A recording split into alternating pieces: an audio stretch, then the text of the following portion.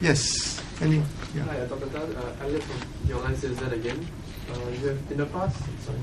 In the past, you won damages from opposition candidates who contested against PAP. What is your view on using defamation suits to quell opposition? I don't think that you use defamation suits to quell the opposition. I think if somebody slanders you and says something which is untruthful, then obviously you have to defend your name. Otherwise, the slander will go unanswered.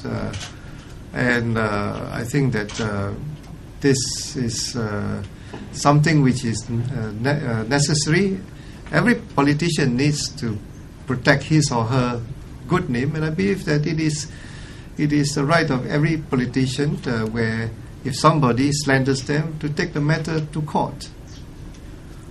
Right? Any further questions? Hi, Dr. Tan. I'm David from Lianhe Zaobao. Just one more question regarding Constitution. You mentioned that.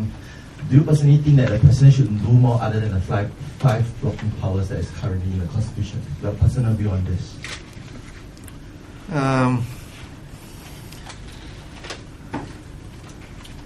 I think that this is a matter for the government to decide. As I said, any changes to the Constitution will have to be done in Parliament. It will have to be debated vigorously. The views of Singaporeans will have to be taken into account. And I think that it has to be done in a deliberate fashion, carefully, with all points of view taken into account. But obviously, no constitution is set in stone forever, and I would expect the government of the day to review it from time to time and to make changes where necessary with the approval of Parliament. Yes. Zakir from ST again. We noticed that there are invited here today bloggers, who wouldn't normally be invited to other government or even GIC press conferences. What's the significance of this? Well, I recognize the involvement of bloggers in the news space in Singapore today, in this new generation, and with the technology that is available. I've invited bloggers to this press conference to recognize and acknowledge their role in news dissemination and commentary in Singapore. You said that you feel that you cannot afford to just stand by and be a spectator in the presidential race given the circumstances. I wanted to ask you, what do you think is the risk to Singapore if a person were to be elected who lacks, the qualities you outlined, experience and a steady hand?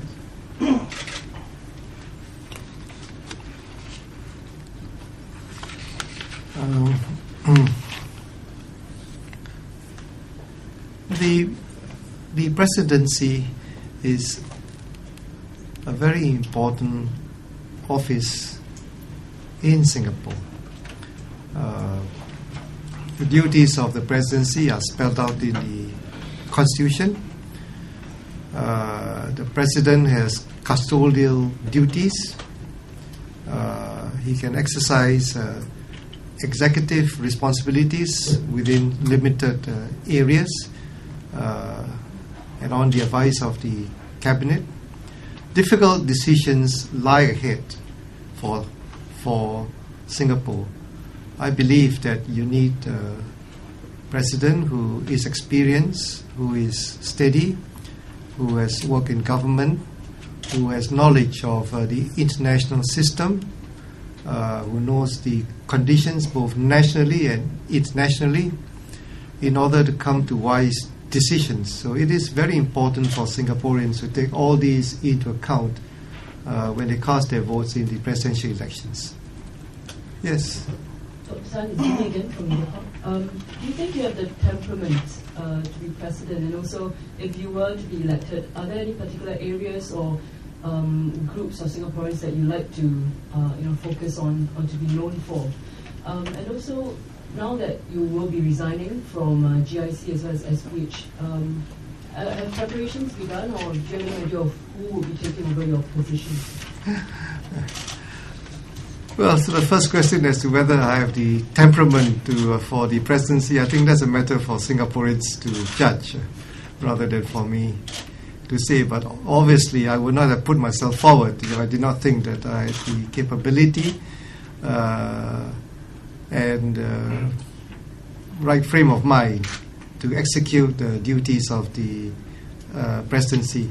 With regard to particular groups of people in Singapore, the president has to look after all Singaporeans. But I've been very much involved in charitable work over the years in my various capacities and as patron of various charitable groups and social welfare groups. Singapore today is an advanced country. Our standard of living is high. Most Singaporeans are living well, but there are groups of Singaporeans who are disadvantaged and who need help.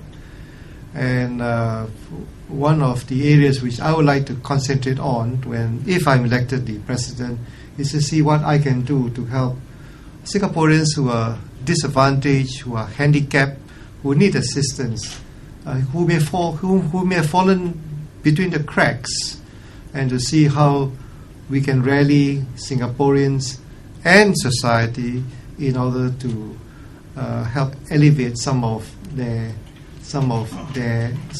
needs. There was one last point. Who will be taking over your positions in GIC and SPH? GIC has a statement. If you that one, yes, send that to the GIC PR. I think statements will be made by both organizations in due course. Sorry? Tan, Vijay from Today again. Can you just talk a bit about GIC's, your role in GIC and if elected, you're going to be president of Singapore. It seems like, the president of Singapore is to safeguard the reserves, while at GIC you have a view to investing for the future. How do you see these two roles? Do you see any synergy in them? Do you see it, how do you reconcile these two roles that you might take? Well, after I've resigned from GIC as effective the 1st of July, the management of the reserves by GIC is the responsibility of the GIC management. The president has custodial duties to ensure that the reserves are properly managed. In my current position at GIC, I know that the president has full knowledge of what GIC does, what is the state of the reserves, and I think that if I'm elected the president, I will fulfill these duties. It may perhaps be an advantage that having worked in GIC as deputy chairman and executive director on a full-time basis for the last 6 years, and actually having been a director of GIC since it was established in 1981, I probably know as much about the management of the reserves as anyone in Singapore, and I think that this could be an advantage in the president exercising his custodial responsibilities with regard to looking after the reserves.